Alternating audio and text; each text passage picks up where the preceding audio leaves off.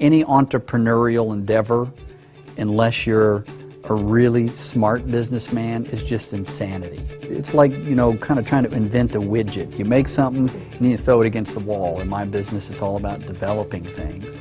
I try to invent creative content, throw it against the wall, and see what sticks. So maybe the word entrepreneur applies to me because I'm sitting in a building that I had something to do with building.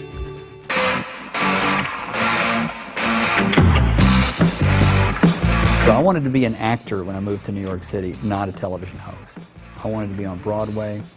I wanted to do films. I think I totally lucked out and went down the right path. So I got involved in MTV 3 weeks before it went on the air. No one had ever seen it before. No one knew what it was. No one knew what a video jock was. It wasn't even called MTV when 2 days before it started. It was called the Music Channel. For the actual beginning of MTV at midnight, August the 1st, 1981, we had, pre-recorded the opening segment. And it was meant to be Mark Goodman, Nina Blackwood, J.J. Jackson, Martha Quinn, and then me. So we all recorded our little bits, and my bit said, "And I'm Alan Hunter," as if 4 people had come before me, right? That's the way it was supposed to air.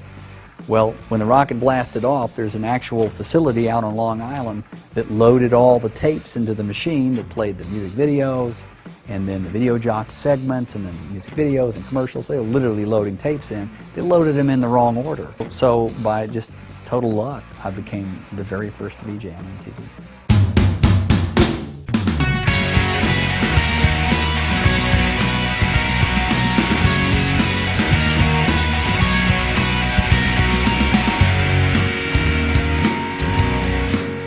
We had 4 brothers who had 4 sort of different perspectives. One brother's a musician, another brother loves sitting around bars.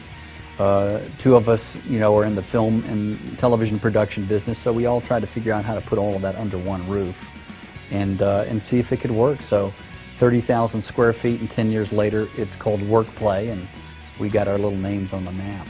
A lot of people that choose not to build a building and have some other kind of entrepreneurial endeavor, like you just rent a space and think of a business and then go get a little money and start making things. Well, you can fail, and at least all you got to do is tell the landlord you can't pay the rent. You build a building like this, and if it works, great. If it doesn't work, then you got a big giant building. So I think it's like, the internal struggle for an organization like Workplay, which is a new kind of building, and to start from scratch, it's like 4 people at the same level, nobody being the designated CEO, all trying to figure out how to get it started.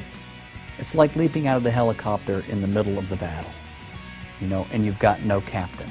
There were the usual conflicts. We've worked all of those out, and we've decided who plays what role. So 10 years down the pike, everybody's pretty comfortable with what they do and or don't do for the building.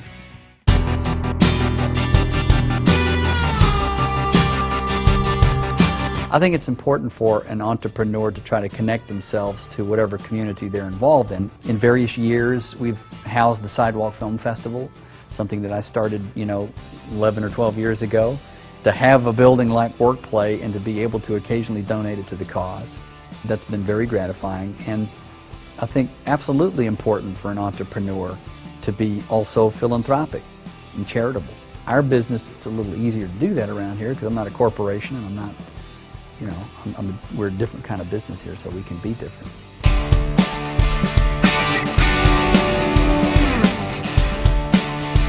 Yeah, our Academy Award nomination for a short film called Johnny Flinton, which is in 2003, was awesome, totally awesome. That was kind of the first film that we had done as part of our new film company, Hunter Films. And it was a short film, lasted about 30 minutes, and it got nominated with 5 other nominees that year, and we had a big party here at Workplay.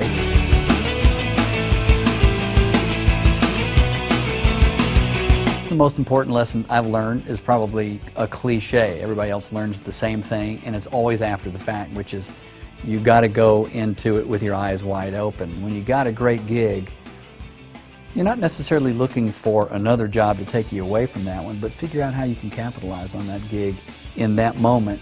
And if you're entrepreneurial in any way, shape, or form, use that great job platform to realize your other entrepreneurial dreams.